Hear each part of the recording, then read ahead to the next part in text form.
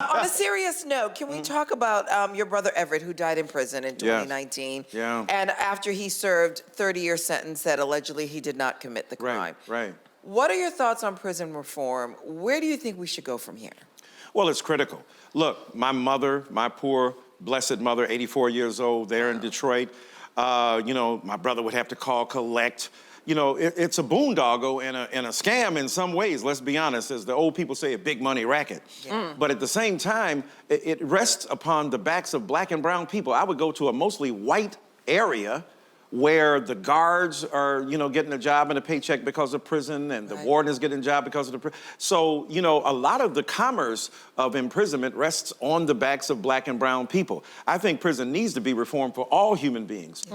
Penitentiary is the word derived from the penitence, doing penance in front of God and your fellow human being. That's where the word penitentiary came from the Quakers. But we done lost all that. We're just punishing people, don't give them access to books sometimes, and certainly not to high quality education. My brother was an extraordinarily intelligent man. He was hustling on the street. He did sell drugs. I cussed him out every day, words I can't repeat from the Bible.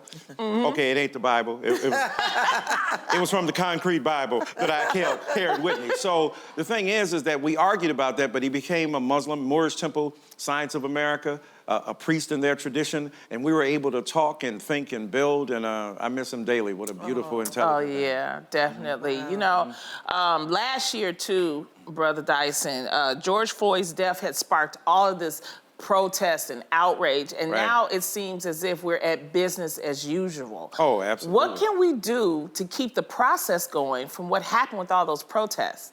Yeah, you raise a very powerful point, because that's the nature of the back and forth of struggle. You take 2 steps forward, 1 back. We say, oh my God, we put a black box up on Instagram, we fill you, we'll give you a bunch of money, let's do with corporate interests and redistribute it and stuff. And then you got anti-critical race theory. So you got George Floyd reckoning with race and count upon right-wing conservative interests to galvanize their response and reaction to black people, and now you got anti-critical race theory. First of all, y'all don't even know what critical race theory daggone means. You just found out what it meant last week. And then when you ask most people, I was against it, what it mean? I don't know, but I know I'm against it. You know what? It's a red herring.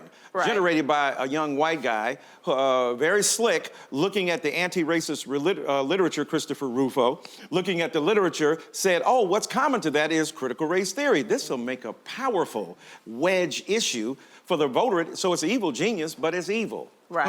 And it's problematic, and it's wrong. And critical race theory simply says, look, let's look at systems, not sentiments. Let's look at institutions, not individuals. The Jewish cats that came up with the term critical theory, Max Horkheimer, Herbert Marcuse, and others, they meant critical as anything that helps liberate you from the conditions that enslave you. Who ain't for that? But you want to turn that around and flip it, like you in a song with some rapper, and not trying to take seriously the interests of black people. So we got to keep fighting. We got to keep insisting that what we're doing is right, and we ain't gonna never give up. We gotta have a Diddy approach. Ask you though, approach. In that case, because some of the argument is that white parents feel like it will make their white children hate them. Do you believe that? No, not unless you David Duke, and I want your white kids to hate kids, You know what? I came with you. But here's the point, though. Of course not. But see, this is the thing. And I teach white kids. I mostly teach white kids. I don't teach mostly black kids or Latino kids. I mostly teach white kids. So I'm invested in white kids doing really well so that I can continue to live and do well in my profession. Here's the point.